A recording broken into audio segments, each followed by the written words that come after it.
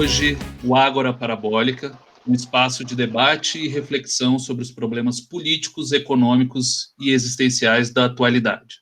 Não somente da atualidade, podem ser passados e futuros também. Essa conversa é uma iniciativa dos projetos Ágora Parabólica e Comunique IFB, projeto do Instituto Federal de Brasília, Campus São Sebastião, que pretende produzir uma série de conteúdos digitais ao longo de 2020, especialmente nesse momento de pandemia em que temos que fazer nossos encontros de maneira virtual e à distância. Essa conversa será mediada por mim, Pedro Isaac, pelo professor Wesley Oliveira, e tem como convidado o professor Jonas Bertucci, para falar sobre um tema muito atual, que é distopia e utopia.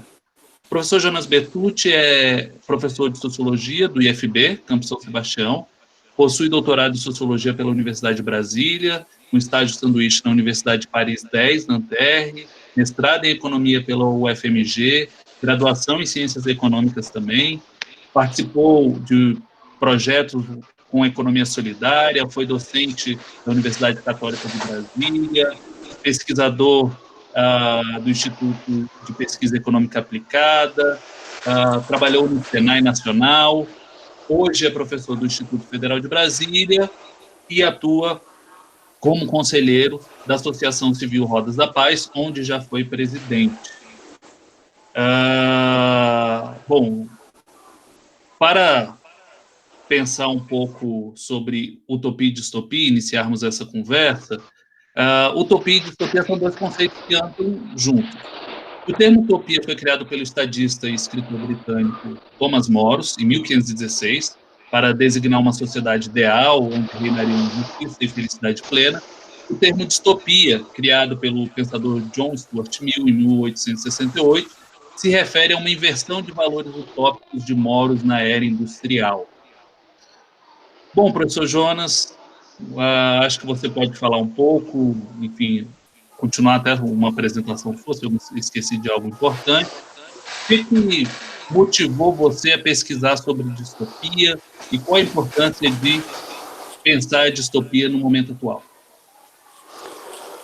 Bom dia, Pedro. Bom dia, Wesley. Bom dia a todo mundo que está aqui com a gente ouvindo essa discussão. Para mim é um prazer enorme estar aqui com vocês hoje, podendo compartilhar um pouco dos resultados desse projeto. A gente, junto com os meus alunos, a gente acabou de completar um ciclo do projeto. Ontem eu fechei algumas tabelas com vários dados interessantes, então é a primeira vez que a gente vai discutir esses resultados, né? Então é uma discussão bem preliminar, mas eu acho que inclusive esse debate inicial vai ajudar a gente na hora de refletir sobre alguns resultados que a gente encontrou aqui, né? Indo ao tema, né, como você falou, utopias e distopias, né? Quando a gente começa a estudar esse tema, a gente tem que fazer um resgate histórico, né, do que são esses conceitos, né?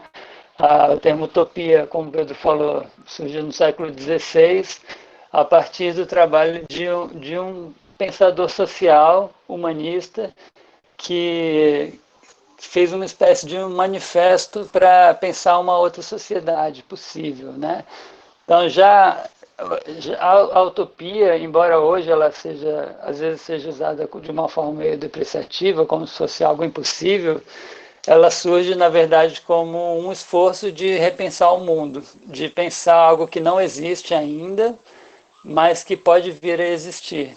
Então, o surgimento do termo tem uma perspectiva extremamente otimista, assim, né? E aí, ao longo dos séculos, a gente vai ver uma série de trabalhos chamados utópicos, que são propositivos, que visam a propor uma outra sociedade. Até o século XVIII, XIX, quando a gente tem os socialistas, chamados socialistas utópicos, que criam comunidades e ações práticas, né? Muitas delas que duraram anos, até mais de um século, e que tiveram resultados muito interessantes, mas que dentro da dinâmica global do crescimento do mercado capitalista, não sobreviveram, né? E aí, com o John Stuart Mill, né, no século XIX, a gente passa a ver uma espécie de fim das utopias, né? Quando esses projetos não dão certo e começa a crescer um sentimento de desilusão sobre o mundo. E aí, principalmente com a crise depois da Guerra Fria e com a crise dos projetos socialistas no mundo, a gente tem uma crise da utopia, e aí a ideia da distopia passa a ser mais presente, e a gente começa a ter uma visão mais pessimista de mundo, assim, né? Menos esperançosa, assim, né? E isso se reflete nas obras de arte, né? A gente vê que livros e filmes que apresentam visões distópicas que estão refletindo os medos e os anseios da sociedade. As distopias e utopias, embora a gente possa imaginar que elas poderiam ter existido sempre, na verdade, existe um contexto que faz com que as distopias tomem uma proporção maior, né? Daí, no ano passado, eu estava numa conversa de bar com uma amiga com quem eu tinha feito uma revisão do livro dela. O livro dela era sobre as questões ambientais. E naquele mesmo ano a gente estava assistindo aquela série O Conto da Aia, que é uma distopia que fez muito sucesso por conta da série, mas que é baseada num livro do final do século XX, né? E aí eu refletindo numa mesa de bar, coisa que hoje vai ser difícil, não sei quando a gente vai poder fazer isso de novo, né? Mas refletindo no bar, eu fiz esse questionamento, assim, será que as distopias de hoje, elas são diferentes das distopias do século XX? Que no século XX, quando a gente fala em distopia, a gente lembra de cara do livro 1984, do George Orwell, que é uma crítica aos projetos totalitários, quando você tem um Estado opressor, né? Tem alguns livros clássicos aí do século XX como crítica a esses projetos de um Estado totalitário. E aí, quando você analisa o Conto da Aia, você vê que, embora tenha a questão do Estado totalitário, não é mais um estado digamos, de extrema esquerda, mas é um estado de extrema direita. Tem um grupo de extrema direita, de extremismo religioso, que toma o poder dentro dessa série e que traz uma série de outras questões. Aí, se você vê a série, eles tratam também das questões ambientais e de várias outras questões que dialogam com os medos modernos, que são bem diferentes entre do século XXI e do século XX. Aí dessa ideia, essa colega me falou, por que você não escreve um projeto sobre isso? Daí eu fiquei pensando, comecei a ir atrás e tive a ideia de fazer um projeto para estudar os livros mais consumidos sobre distopias no século XXI. E aí eu descobri que no site da Amazon a gente tem um ranking dos livros mais vendidos e tem uma categoria chamada categorias de ficções distópicas. Então, escrevi um PIBIC e propusemos essa metodologia, né? Já estou adiantando uma questão aí, né? Propusemos uma metodologia, vamos olhar os livros que estão nessa lista, é uma lista de 100 livros de ficção distópica que, de acordo com a Amazon, são os livros mais vendidos. A Amazon, como todo mundo sabe, né, é uma grande plataforma internacional. No projeto, a ideia foi da gente fazer uma descrição breve a partir da sinopse para pegar algumas estatísticas sobre as obras, sobre o local de publicação, o ano de publicação, sobre o perfil dos autores. Se tiver informação na sinopse, a gente conseguiu pegar alguns dados sobre os personagens. E aí a gente, a partir dessa lista da Amazon, fez uma análise mais descritiva, de forma mais simplificada dos livros, e a partir disso a gente vai estar escolhendo 4 livros para serem lidos de uma forma mais aprofundada. Daí a ideia de analisar os livros, veio outra ideia de analisar filmes. Quando a gente fala de ficção, também vem muitos filmes à cabeça, né? Então, acabei desdobrando esse projeto em 2, e aí fizemos um segundo projeto voltado para análise cinematográfica. E aí, pesquisando, eu descobri que na plataforma da Netflix tem uma lista de ficções distópicas. Então, já tinha essa lista definida no Netflix, onde tinha 30 obras que podia servir como ponto de partida para a nossa análise. Então, fizemos 2 recortes, o primeiro para os livros, né, e o segundo para os filmes. Aí, dentro dos filmes, a gente selecionou 30 filmes do século XXI que estão disponíveis na plataforma Netflix. Usamos a plataforma como um termômetro também, como sendo uma das plataformas, talvez a maior, né, mais vista, e que permite que a gente tenha um recorte interessante sobre quais são as distopias que estão sendo assistidas pela população, né, hoje em dia. Aí a gente assistiu os 30 filmes e fechamos na semana passada, e aí estou com algumas estatísticas aqui mais detalhadas para apresentar para vocês. Jonas, você poderia falar para nós quais os livros principais que vocês estudaram e desses filmes todos que você situou aí, quais que vocês assistiram, assim, que foi mais interessante? A partir dessa listagem do ranqueamento, né, das 100 obras de literatura distópica mais lidas, né, de acordo com o ranking da Amazon, a gente percebeu algumas coisas interessantes. Esse ranking ele é adaptado de acordo com cada país, né? Então, a primeira coisa que a gente percebeu é que tem uma divisão bem equilibrada entre livros nacionais e internacionais. Mais ou menos 50% são brasileiros e 50% são estrangeiros, né, de fora do Brasil. Basicamente, português e inglês os livros. 52% do Brasil, 41% dos Estados Unidos, e o resto se divide entre Inglaterra, Reino Unido e Canadá. Quando a gente olha a nacionalidade dos autores, a mesma coisa, né? mais de 50% dos autores são brasileiros. Então, existem muitas ficções distópicas escritas no Brasil. Essa é uma surpresa interessante que a gente viu. Quando a gente pega o gênero de autores, isso também foi outro dado bem interessante. 50% são mulheres.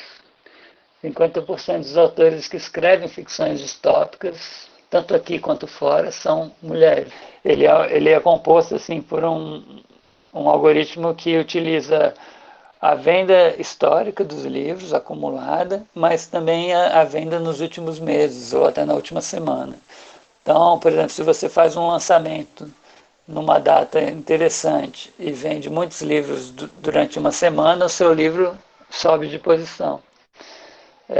Outro fator que a gente percebeu é que os livros têm muitos livros que são livros digitais, e-book, e que são extremamente baratos, assim, né, de cerca de R$5, e que estão na mesma lista de livros que são edições caras, que são só livros impressos, que são muito mais caros. Talvez o fato dos livros digitais, esse livro, A Fortaleza, ele está na 5ª posição como sendo um e-book, e ele é extremamente barato, assim. A autora fez uma produção independente e por conta própria, né, publicou e lançou na Amazon tanto o e-book quanto o livro no Brasil.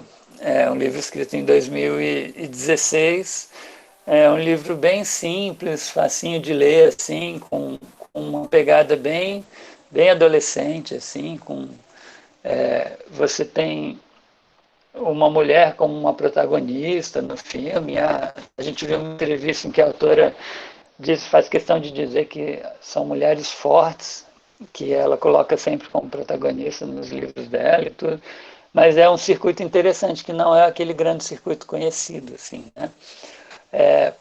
Em contraposição a esse livro, a gente tem um livro de um autor brasileiro bem mais conhecido, que é o Inácio de Loyola Brandão, que faz parte, ganhou muitos prêmios, é um autor já sectagenário, já com mais de 70 anos, que tem muitos livros best-sellers, assim, que a gente tem um livro iniciante, que parece uma aventura de RPG, assim, que está totalmente assim descolado dos problemas da nossa por um presidente sem cérebro.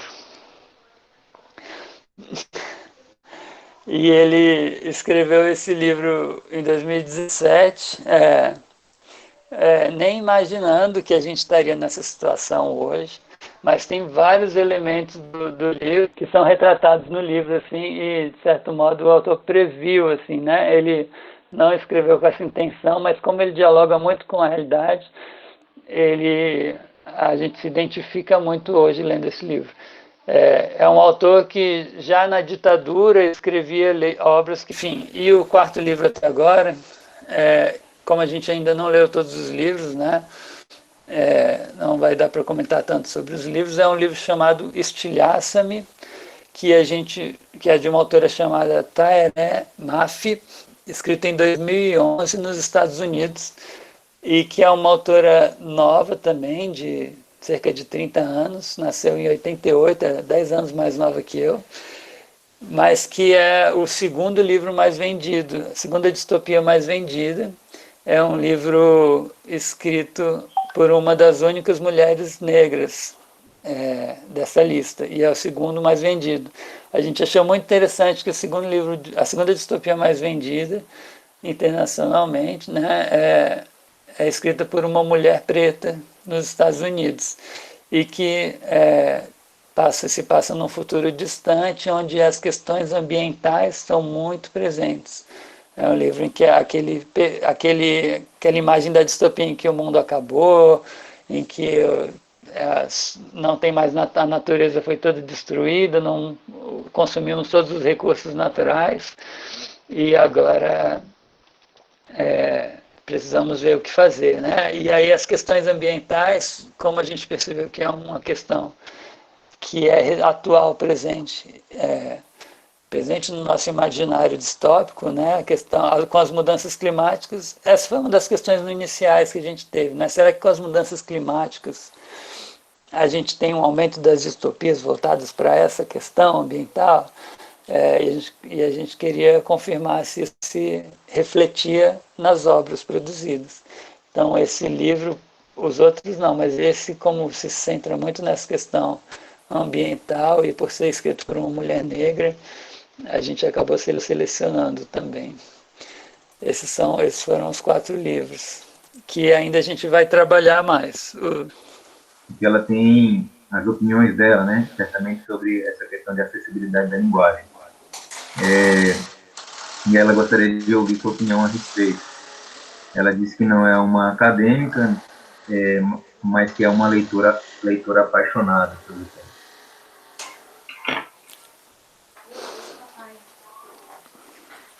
Olha, Rebeca, como a gente estava comentando, o perfil do público, né, que se interessa por cada livro varia muito, assim, né? Então, a gente percebeu, por exemplo, que o livro A Fortaleza, um livro brasileiro escrito por uma jovem, né, que atraem o jovem, assim, né? Quando a gente pega os livros antigos, né, claro, 1984, Fahrenheit, Admirável Mundo Novo, são distopias clássicas, mas que é mais difícil para um jovem que não viveu naquele contexto e que ainda... O jovem de hoje ele está muito pouco ligado às questões do final do século XX, assim, né? Hoje as questões são outras, então para ele entrar naquela realidade é um pouco mais difícil. Eu acho que assim não quer dizer que os livros não são tão acessíveis, né? Que foram escritos em outro contexto, talvez tem alguns livros que exigem um pouco mais de maturidade. Mas existe livros para todas as gerações aqui. A gente vê claramente que o perfil das gerações que leem os livros e que veem os filmes, assim, né, muda bastante de acordo com o autor, de acordo com o contexto em que a obra foi publicada.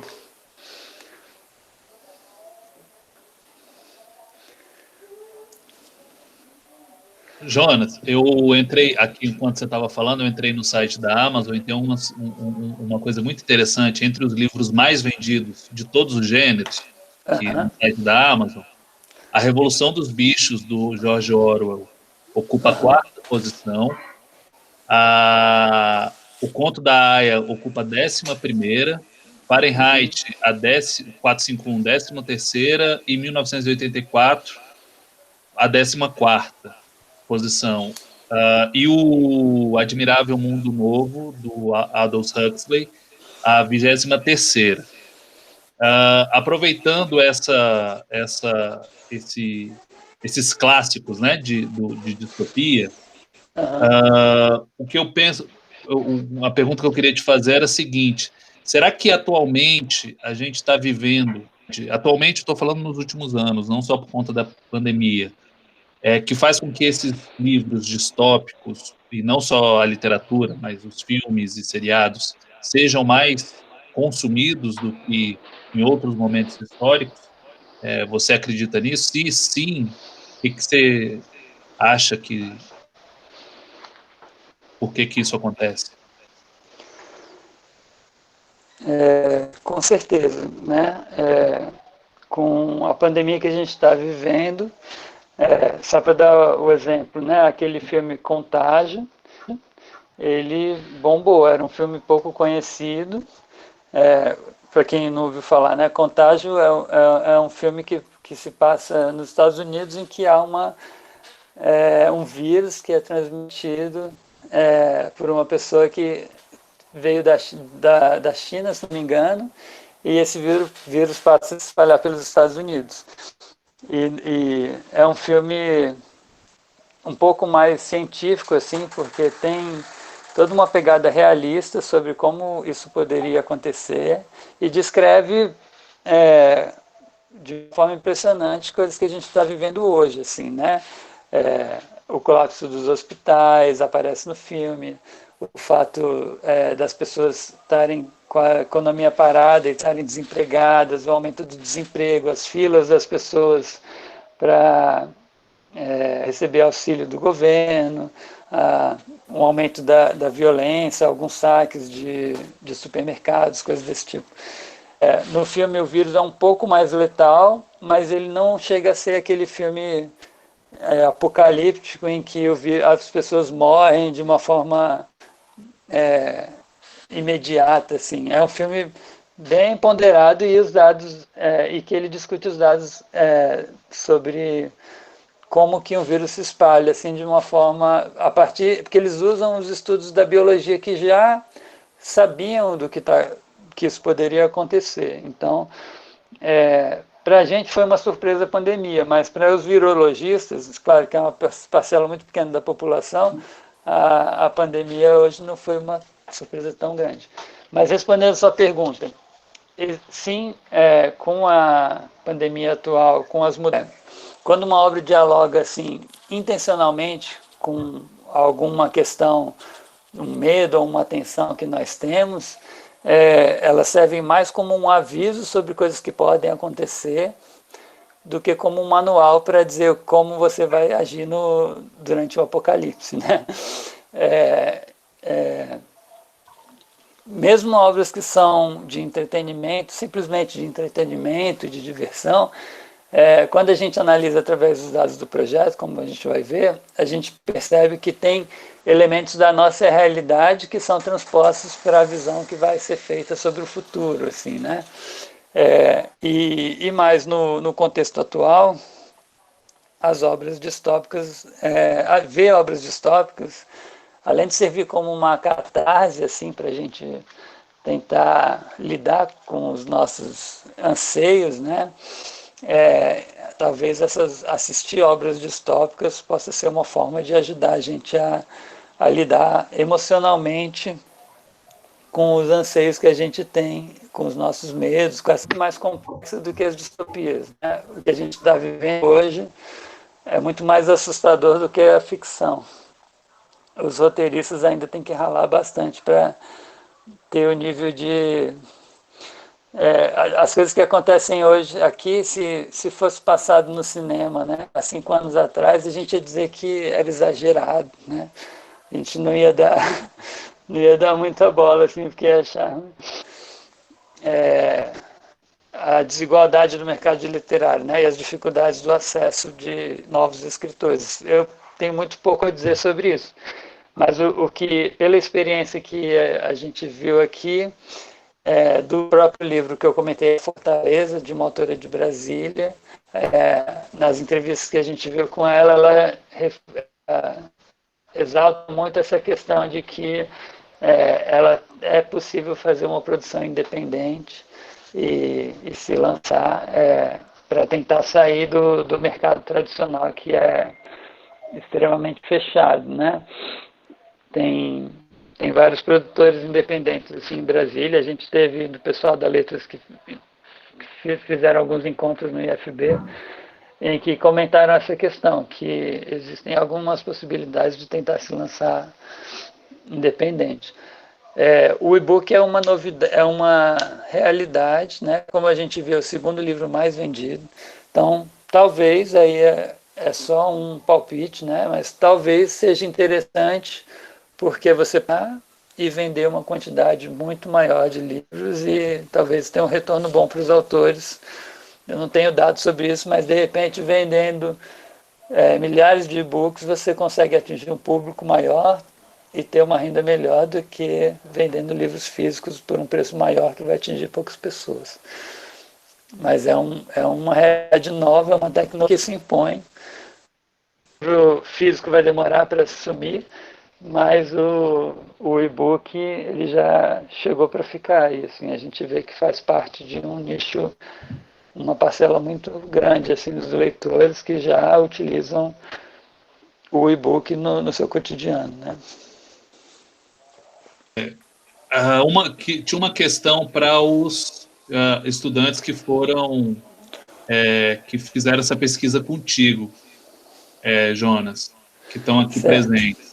Como é que foi para eles fazer essa pesquisa? O que eles, enfim, acharam? Qual a visão deles sobre o contexto atual e esses livros que tratam de distopia?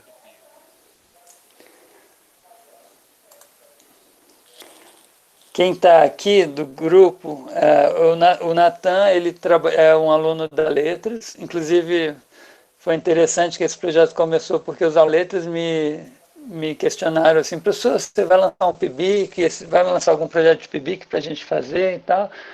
E a partir daí eu comecei a pensar como associar, né, a experiência que eu tinha a um projeto ligado a letras, né, que eu estava começando a dar aula no curso de letras.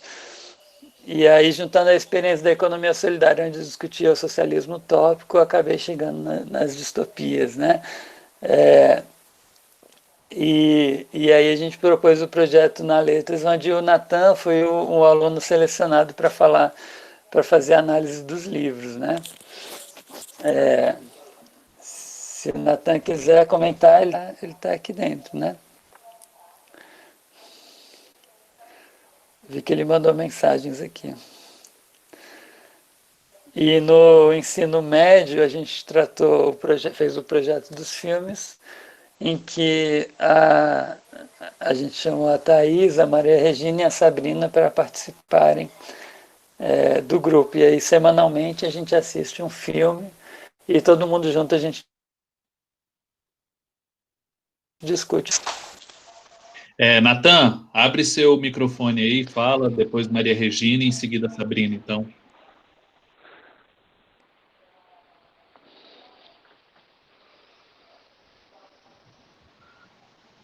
Bom dia a todos. Estão me ouvindo? Sim. Bom dia.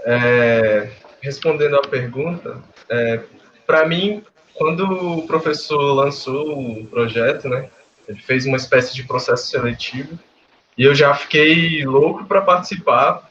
Uniu a minha vontade de fazer um PIBIC com a minha vontade de que eu imaginei na minha cabeça que eu iria ler, né, pelo tema do projeto. E para mim, assim, o tempo todo foi bastante prazeroso. Eu no começo do projeto, no ano passado, a gente iniciou em agosto, eu já fui atrás de ler os livros.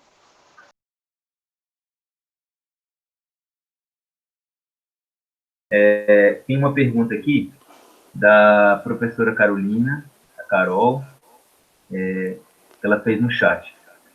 Ela pergunta assim: das leituras feitas até agora, é possível identificar as características mais marcantes das distopias recentes?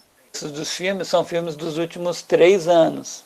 Então, filme de 2019 não tem tanto, mas tem muito de 2018 e 2017. Então, o Netflix produz 1 ou 2 filmes recentes, lançamento, mas a maioria é a segunda fase do lançamento, assim, né? A avaliação média desses filmes, a partir do IMDb, que é uma plataforma internacional de avaliação, é mediana. Então, são filmes medianos.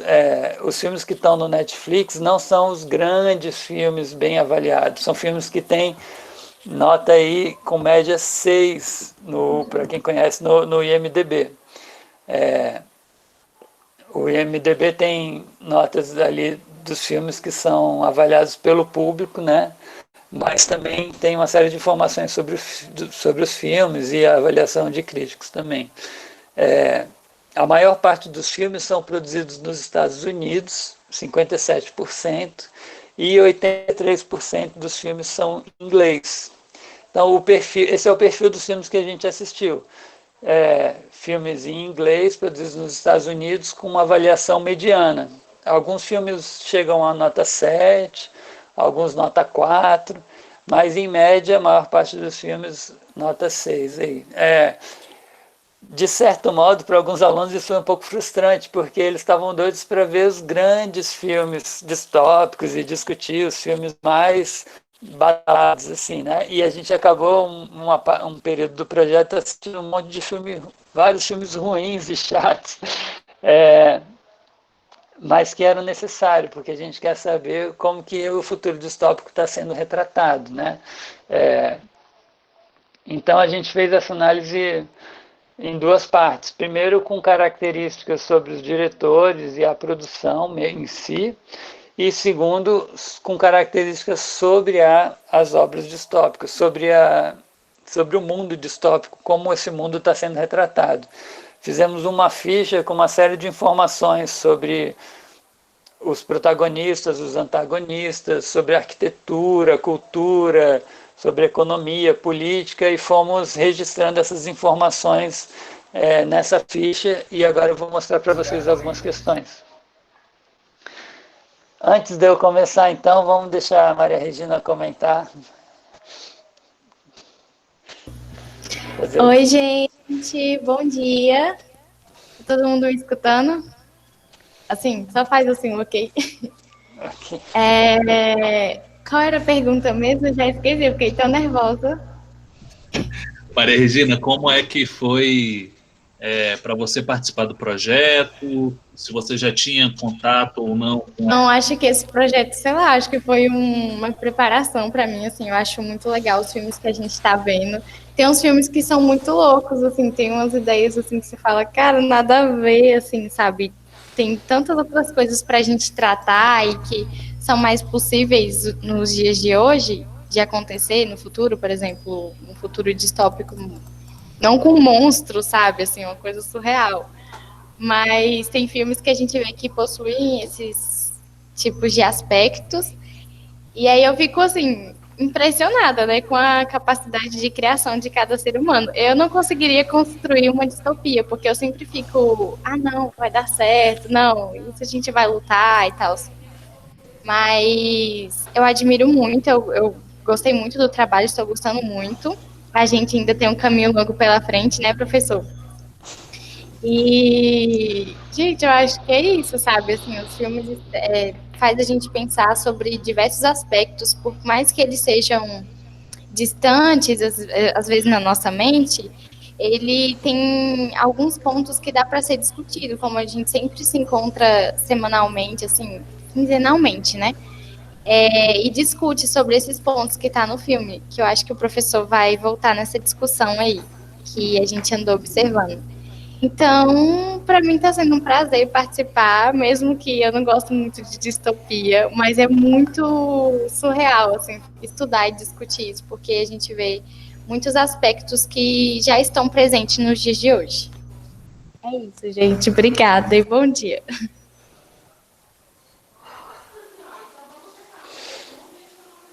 Vai lá, Jonas, continua então. Acho que a partir dessa fala da Maria Regina, você pode. Antes de você falar, posso até colocar já alguma coisa que talvez possa conduzir essa continuidade? Uma coisa que estava pensando aqui é que a gente tem nos livros, principalmente na literatura clássica sobre distopia, um elemento que está muito presente é o Estado muito forte e totalitário, né? Aquele que não é. Enfim, a gente está falando de uma literatura que vem dos anos 30, 40, né? 20, às vezes, um Estado fascista estava aí, e a gente está falando de um período atual que vem após o neoliberalismo, crise ambiental muito forte, e aí tu pegar, sei lá, desde o Mad Max, em que a crise ambiental gera uma ausência ambiental, guerra, né, atômica, etc., gera essa ausência de Estado. Isso se faz presente ou não? Enfim, queria que você comentasse e pudesse falar dos temas aí, dos filmes que vocês pegaram. Legal, legal. Esse comentário que tem a ver com a pergunta da professora Carolina, que eu acabei não respondendo, mas indo direto ao ponto. A gente criou uma categoria chamada os fatores geradores da distopia. Quais são os elementos que causaram a distopia. E à medida em que a gente foi andando, a gente foi vendo que era preciso mudar as categorias, porque a gente pensava assim, uma guerra nuclear, um estado totalitário, a poluição, tal. E aí, só que à medida que a gente foi vendo os filmes, a gente viu que era preciso discutir o que é o sentido da distopia. Né? A distopia é uma realidade extremamente opressora. A gente tem isso associado, como você falou, a um estado totalitário extremamente controlador, né? Em que o indivíduo não tem liberdade nenhuma, né? Em que há uma opressão e uma violência tão grande que o indivíduo pode ser levado até a atos de violência extrema e tudo. A gente foi categorizando isso e chegamos a um grupo de fatores assim, apesar de ter uma variação muito grande assim, a gente chegou a um conjunto interessante de fatores assim. O primeiro fator gerador das distopias, aquele motivo assim da história que está central, que gerou essa situação de caos social ou de medo, né, de medo social, é o que a gente chamou de recursos, energia e meio ambiente. A gente agregou muito, assim, aí tem filmes tanto que falam de questões ambientais, do aumento da poluição, tem filmes que trazem a questão da falta de energia.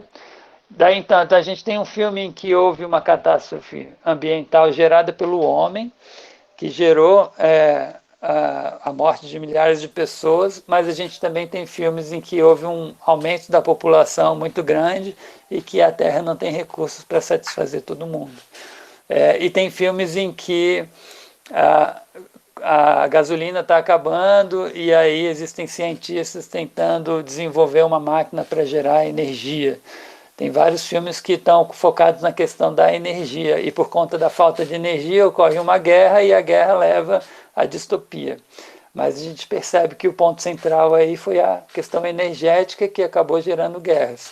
Então, 23% dos filmes, são 7 filmes, tratam sobre a questão da falta de recursos, falta de energia ou a destruição do meio ambiente, que meio ambiente e recursos está muito associado, né?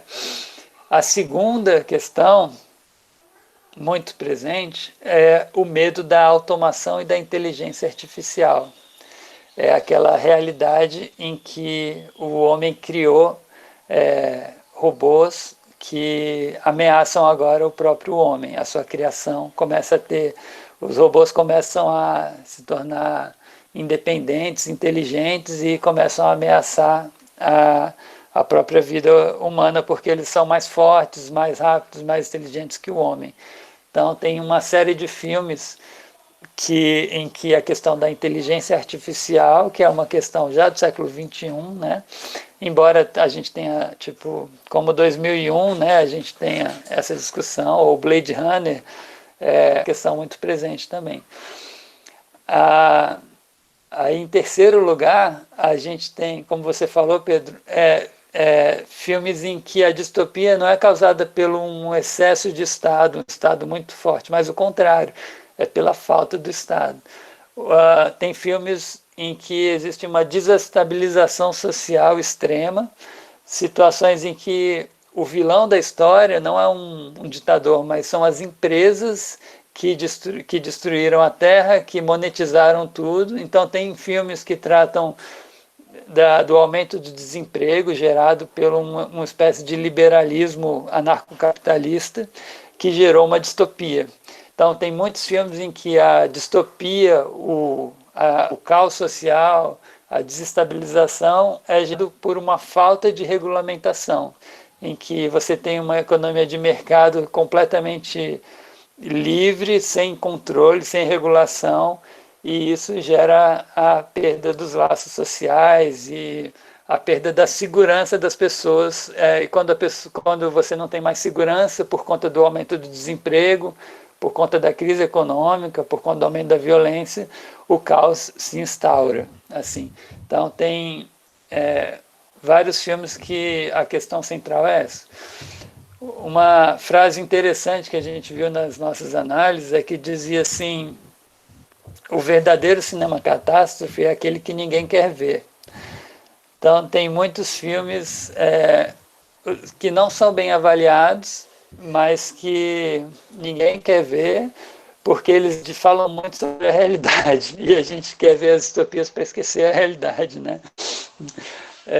Mas que trazem uma mensagem interessante. Depois a gente tem ameaça alienígena como uma causa de distopia clássica,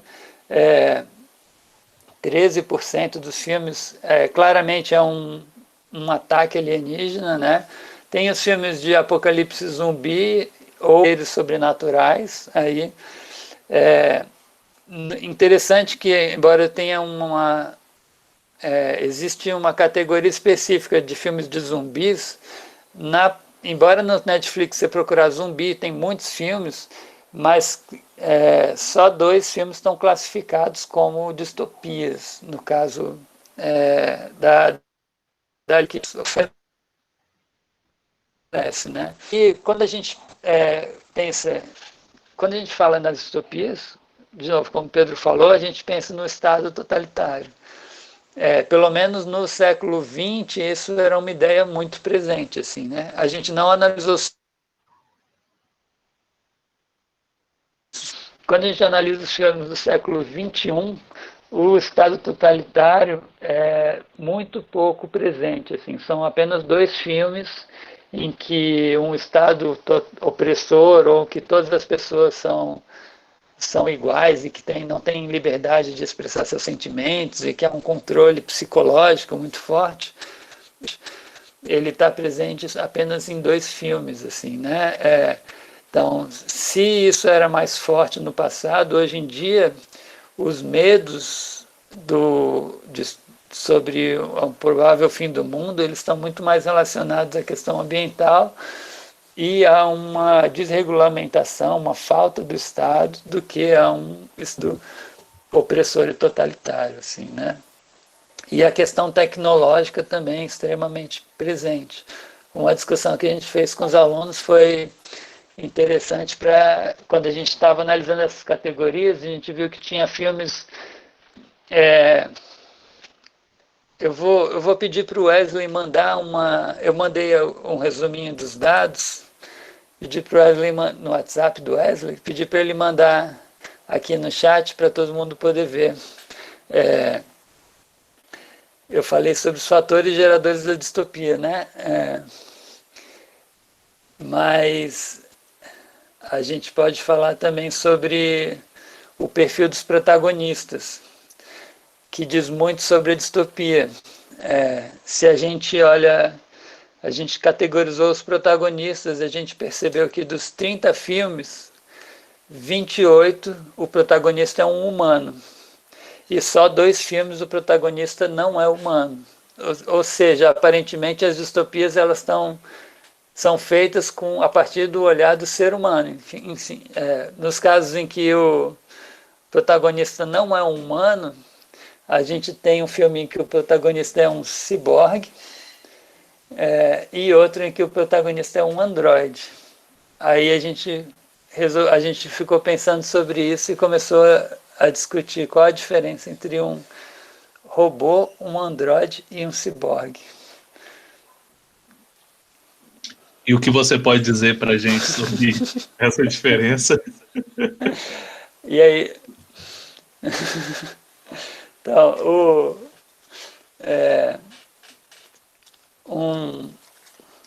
um androide, ele é um robô que tem uma aparência humana. Não precisa ser perfeitamente humano, né? Mas você aparência nem tem um corpo físico, né? Os robôs que espalham fake news, por exemplo, né?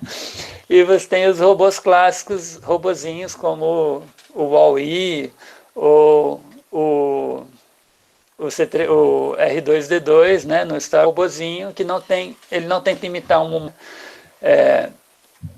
Então, essa diferença, esses robôs e androides. E aí você tem os ciborgues, que são aqueles seres que são uma combinação entre seres humanos e robôs. Quando você tem um ser humano que utiliza algum tipo de tecnologia que aprimora, um braço mecânico, ou um corpo robótico, que é tipo o Robocop, né? Quando você instala um cérebro de uma pessoa num outro corpo robótico, você tem um ciborgue, que é um ser humano melhorado através da tecnologia.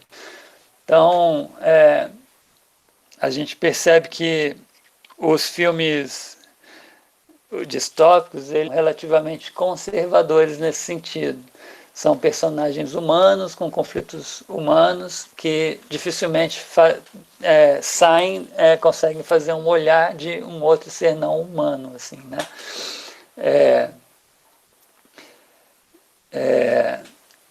Aí é interessante a questão do ciborgue, do androide, porque ela vai para a questão das tecnologias, de como isso influencia a vida, mas também qual é o sentido da vida, o que faz do homem ser um homem, né?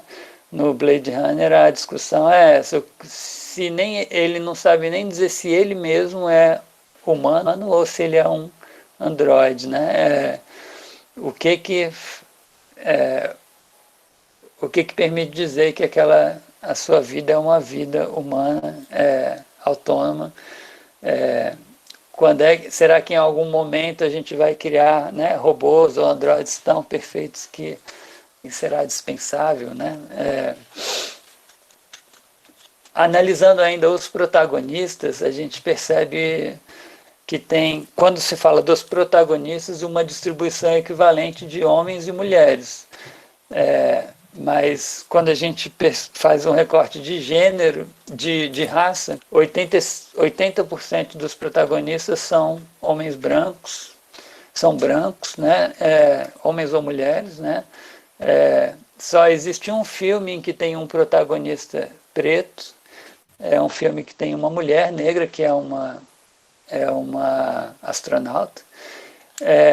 Tem 2 filmes com personagens pardos, protagonistas, 2 asiáticos, né? E um filme em que é um grupo misto, né? Não tem nenhum filme, uma descoberta interessante, não tem nenhum filme em que o protagonista é um idoso. E só tem um filme em que o protagonista são crianças. Então, os filmes são protagonizados por pessoas brancas, jovens e adultos, assim, né, em sua maioria. Um recorte muito interessante que a Maria Regina observou é que a gente faz a distribuição de raça e de gênero dos diretores, né? Como vocês podem ver aí na estatística, os diretores, 83% deles são homens e 87% são brancos. Então, tem apenas 5 filmes que são dirigidos por mulheres, dessas 5 mulheres, 4 são brancas. E entre os homens, a maior parte dos homens são homens brancos. Então tem um desequilíbrio muito grande de gênero no papel de diretor dos filmes, né? Isso se reflete, o gênero e a raça, o gênero menos, mas a raça se reflete muito nos protagonistas. Como eu falei, quando a gente pega a questão de raça, só tem 6 filmes em que os protagonistas não são brancos. De todos esses filmes não brancos, os diretores também não são brancos. O único filme que tem uma mulher negra é dirigido por uma pessoa negra. Os 2 únicos filmes dirigidos por pessoas de raça amarela têm os protagonistas asiáticos. Os 2 filmes não são brancos. Isso fica muito claro, assim, né? É muito interessante. Quando você vê um filme, vê um protagonista que não é branco, você pode olhar o diretor, a chance dele não ser branco é muito grande, assim. Então, essa ideia de que a raça e o sexo não influenciam é uma bobagem, né? Completa. Jonas, a gente tem umas perguntas aqui, só para ver se consegue encaixar, porque tem uma série, eu queria fazer algumas. Tem a Maria Paula, que pergunta o seguinte: por que atualmente a difusão de livros que tratam de um mundo opressivo, apesar de mais real ao nosso tempo, ganham mais do que livros utópicos, de um cenário imaginário que é mais aberto à construção de uma sociedade melhor? Por que os livros utópicos não se tornam possibilidades dessa construção? Da Maria Paula. Depois eu vou para as outras perguntas. É interessante que a gente percebeu que não existe uma categoria utopias, nem entre filmes e entre livros até existe, mas são livros mais antigos, assim, né? Mas entre filmes não existe a categoria utopias, né? Que a gente possa pesquisar ali, filmes utópicos, simplesmente não existe, né? O que está em alta são os filmes distópicos, né? E livros existem algumas utopias que são também mais antigas. Nosso palpite sobre isso é que isso está totalmente relacionado ao contexto mesmo, né? Ao contexto social mais otimista ou mais pessimista. As transformações do final do século XX, nesse século XXI, geram na população esse meio construção de uma outra esperança assim, global que não durou tanto tempo, assim, né? Aquela energia toda que se teve no início dos anos 2000 aí, hoje em dia a gente não tem mais, né? Então, com a ameaça das mudanças climáticas, com o resultado das previsões científicas de que o homem está afetando a vida na Terra e está caminhando para o nosso encerramento, mas tem um comentário, se eu não me engano, da Rebeca, que ela fala que o cenário atual brasileiro poderia ser facilmente colocado como o início de uma distopia, né? Um presidente perverso no poder, meio ambiente que não importa, fake news, pandemia. Então, enfim, como é que você pensa o cenário brasileiro como inspiração para distopias, né, na literatura? Como é que o cenário brasileiro pode ser também imaginado como algo com esse espírito distópico e, enfim, e a relação entre esse momento de pandemia mesmo que a gente está vivenciando e as distopias que hoje estão sendo produzidas. Aí, Jonas, antes de você responder, desculpa, nós estamos caminhando para os 15 minutos finais. Então, as pessoas que quiserem ainda dirigir alguma pergunta, o último apito do trem, e a gente tentar encaixar aí nesses 15 minutos, para a gente encerrar em 1h45. Beleza? Tudo que é bom dura pouco.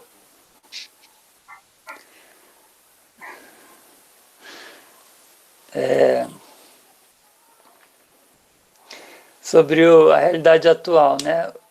O presente, de fato, ele é muito mais distópico, complexo, né?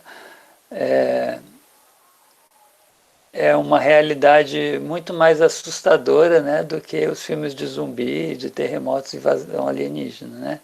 A realidade que a gente vive hoje,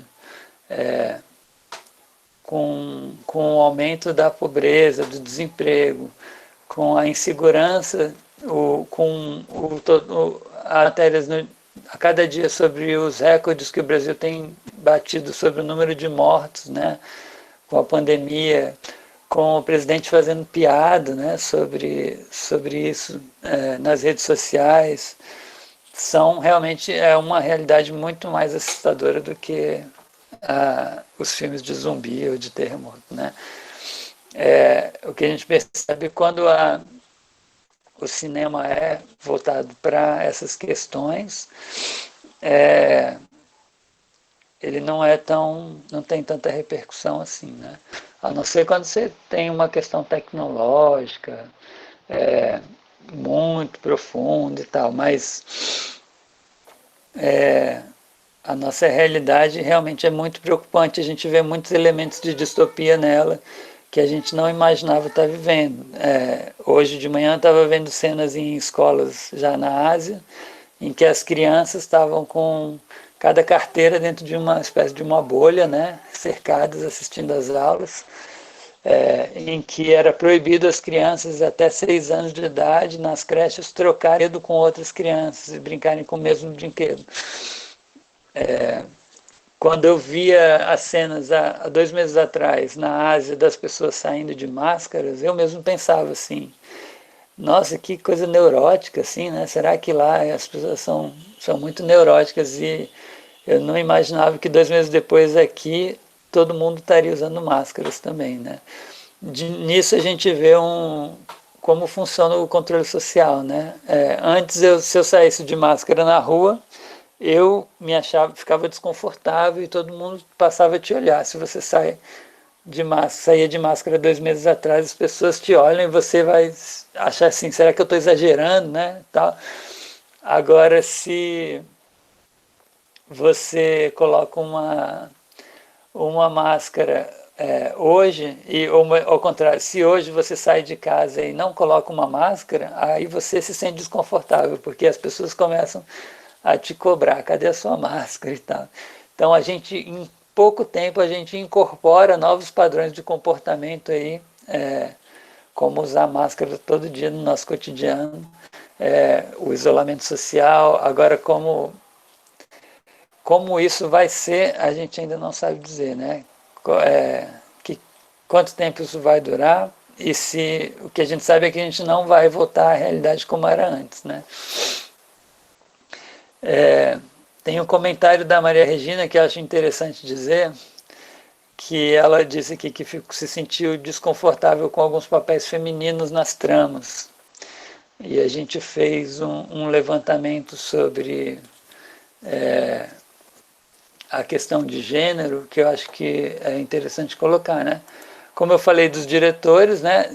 Tem apenas 5 diretoras mulheres, e quando a gente compara os diretores e os protagonistas, a gente vê que dos 5 filmes em que tem diretoras mulheres, 4 tem protagonistas mulheres, né? Então, quando a mulher está no papel de direção, ela dá mais espaço para as mulheres serem protagonistas. E quando tem os diretores não brancos, né, mesma coisa, né? Mas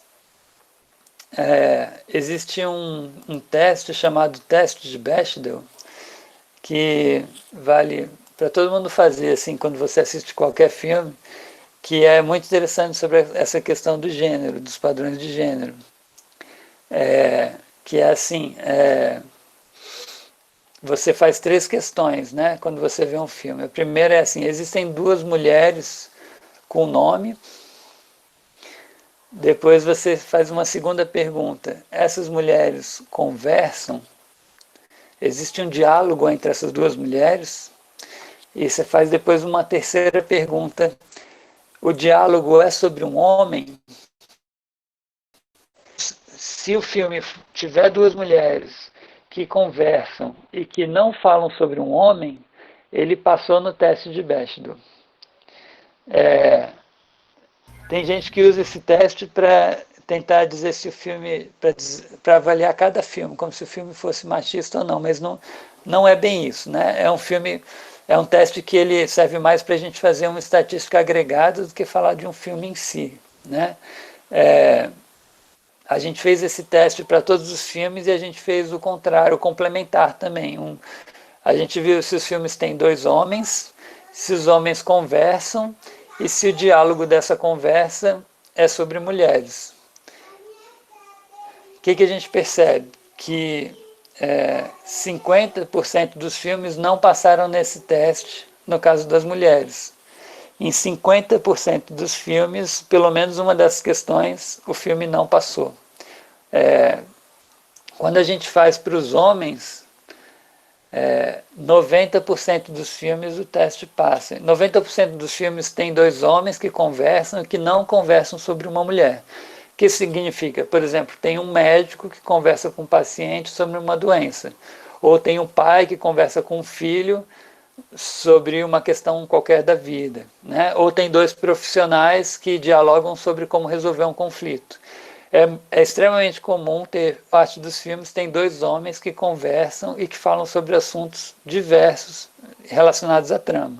Mas quando a gente coloca as mulheres, quando a gente verifica se as mulheres dialogam, são poucos filmes que tem 2 mulheres que dialogam. Mesmo tendo metade dos filmes tendo mulher como protagonista, muitas vezes essa mulher protagonista é a única mulher do filme, ou aparecem outras mulheres, mas não existe 2 mulheres que dialogam. Simplesmente que fazem um diálogo que tenha relevância para o filme, assim. Inclusive a gente discutiu isso com os alunos, assim, imagina, teve um filme que a gente esqueceu de marcar isso. Eu fui perguntar para eles: esse filme tem 2 mulheres que conversam? E aí foi uma dificuldade para a gente lembrar, será que tem, será que não tem? Eu tive que abrir o filme de novo e procurar. Mas se você faz essa pergunta, tem 2 homens que conversam? De cara você diz, tem. Você já consegue responder de cara que tem 2 homens que conversam. Mas se você pergunta se tem 2 mulheres que conversam, é muito mais difícil, assim. E quando tem, as mulheres são apresentadas de uma forma muito, muito mais sexualizada, por exemplo.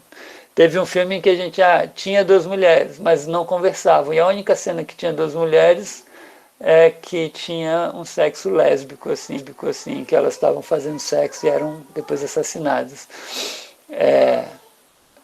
Toda vez que muitas vezes que tem uma protagonista mulher, essa protagonista acaba tendo uma relação com algum homem importante na trama, assim.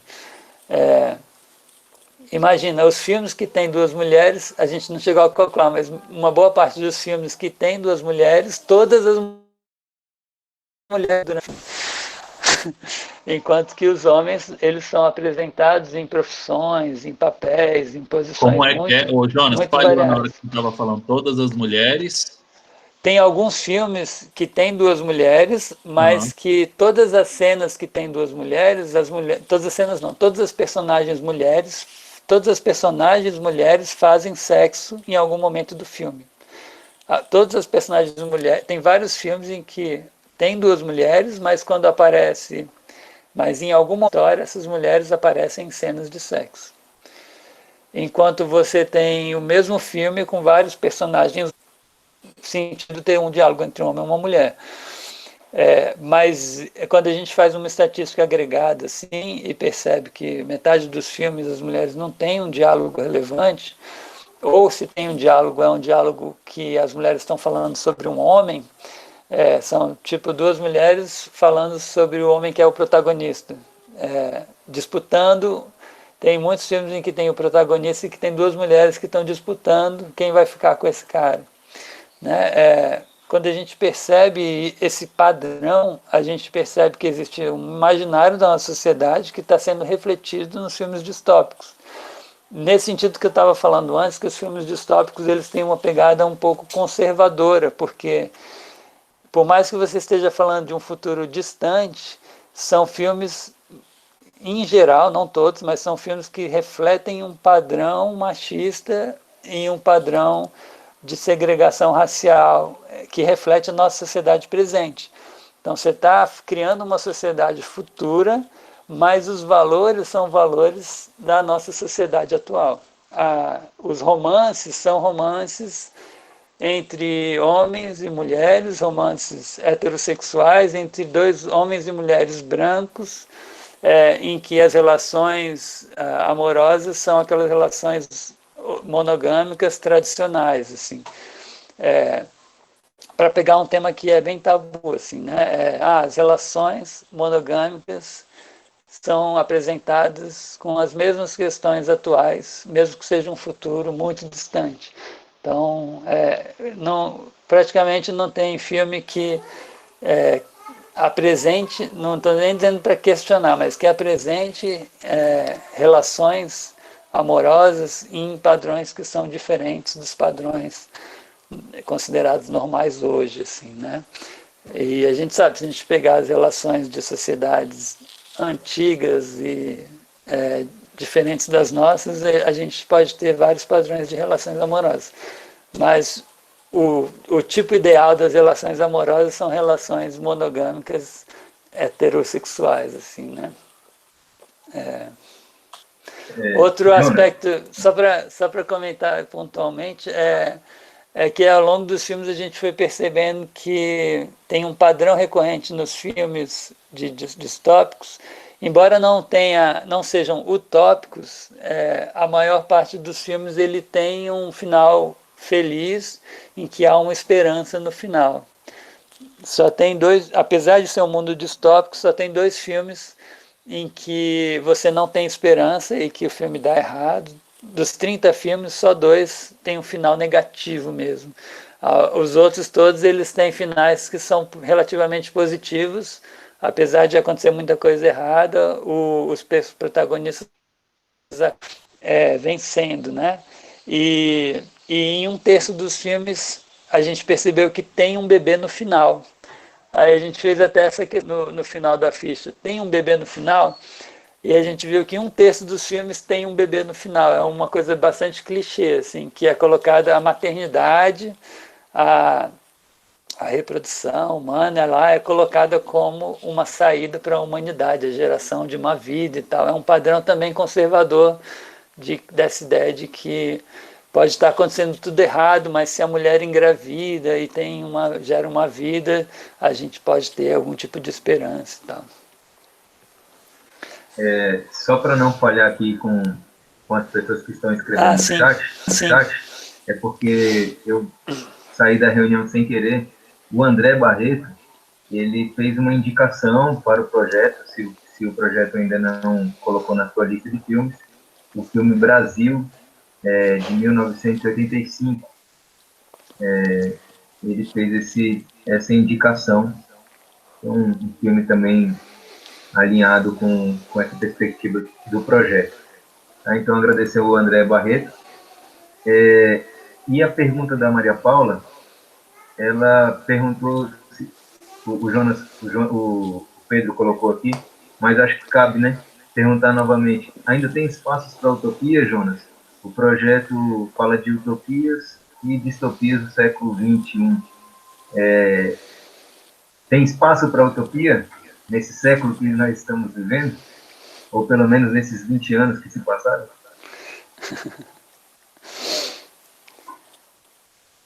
Que legal que o André está assistindo aí. Um amigo meu de adolescência, que a gente assistiu muitas distopias juntos, assim. O filme que ele comentou, O Brasil, é um filme muito interessante do Terry Gilliam, um dos membros do Monty Python, assim, né, que eu acho que a gente assistindo hoje, acho que ele vai estar bastante atual, assim, né. Como eu falei no início, a gente assim, de filmes e obras interessantes, assim, distópicos, mas a gente fez esse recorte dos filmes do século XXI. Então, a princípio, nessa primeira fase, a gente pegou só os filmes do século XXI. Eu acabei de enviar outro projeto de PIBIC agora, para a gente continuar esse projeto e começar a fazer as análises dos filmes do século XX, a partir das bilheterias, das maiores bilheterias. Eu consegui a listagem dos filmes de acordo com a bilheteria dos filmes. A gente vai agora fazer uma comparação dos filmes do século XX e do século XXI. Aí, nesse caso, talvez alguns desses filmes clássicos que o André e outras pessoas citaram acabem entrando na análise.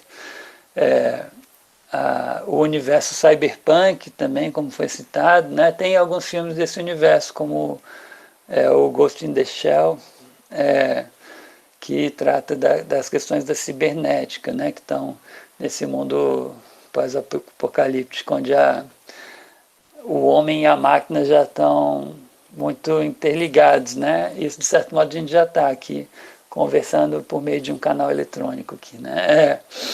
Isso é a ideia da cibernética, né? Aí o mundo cyberpunk é esse mundo cheio de tecnologia mais caótica, que ele está presente aí como eu falei, é o segundo fator gerador mais presente aí nos filmes, né? Um pouco de Black Mirror que a gente tem aí, né? Enfim, se a gente tem espaço para as utopias, eu trago aí aquele livro do Ailton Krenak, que eu passei para os meus alunos para a gente ler, que chama Ideias para pensar o fim do mundo, Ideias para adiar o fim do mundo, do Ailton Krenak. Um livrinho curtinho, assim, de uma palestra que ele deu. O Krenak é um autor indígena, que tem tido uma repercussão interessante pelo mundo, porque ele diz assim, perguntaram para ele assim, como é que vocês acham que os indígenas vão lidar com esses problemas todos da modernidade? Você está preocupado com os indígenas? E ele falou assim, rapaz, os índios estão sobrevivendo há 500 anos, nosso apocalipse já aconteceu e a gente está sobrevivendo, eu estou preocupado com o homem branco. O homem branco é que vai tá se dando mal também. E a partir de uma visão que ele tem sobre uma outra relação com a natureza, com o mundo, ele diz que a gente não pode abrir mão dos sonhos, a gente tem que pensar, como se fosse voltar a pensar as utopias como algo que seja possível ser realizado. A gente precisa fortalecer os nossos projetos de sonho. A gente não pode ter medo de sonhar e acreditar que podemos construir algo novo e diferente. E a tradição indígena, sobretudo os índios que passaram por vários apocalipses aí, que foram dizimados, talvez ela tenha muita coisa interessante para nos ensinar sobre como a gente pode lidar com o nosso apocalipse agora, as ameaças da nossa sociedade. Não é para romantizar também a questão dos indígenas, mas o simples fato da gente sair dos padrões tradicionais de pensamento da nossa sociedade, talvez permita a gente ver que tem coisas que a gente pode mudar e que não são eternas e que o mundo não vai ser exatamente assim, não vai ser sempre assim como a gente acha, né? Tem muita coisa que a gente pode mudar. As utopias agora servem como um horizonte para a gente continuar tendo esperanças, né? A gente tem que participar das nossas redes de apoio e de solidariedade, né? A gente tem que tentar se fortalecer e apoiar as iniciativas alternativas que existem, né? Talvez não dá para ser tão otimista para falar em novas utopias por enquanto, mas tem uma série de ações interessantes na qual a gente pode se envolver, dando vazão aos sonhos, né? Muito bom esse final. Então, gente, são 11h50, nós estamos a 1h50 nessa conversa com o professor Jonas.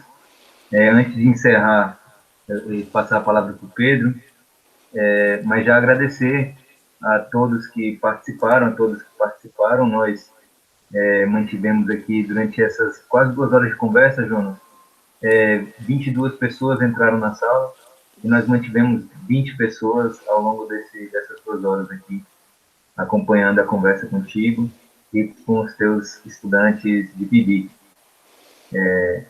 Agradeço, passo a bola para o Pedro para ele fazer as honrarias aí e encerrar. Lembrando que o projeto Ágora Parabólica vai fazer uma sequência de webconferências como essa, discutindo diversos temas. O Jonas está inaugurando, né, essa atividade. Quarta-feira que vem, nós teremos uma com o NEABI, que é o Núcleo de Estudo Afro-Brasileiro Indígena do Campo São Sebastião, e nós iremos tratar da questão das populações negras e indígenas nesse período de pandemia. Então, aproveito para convidar a todos e todas para quarta-feira estar conosco, se reunir conosco, tá? Então é isso, um grande abraço. Obrigado, Jonas.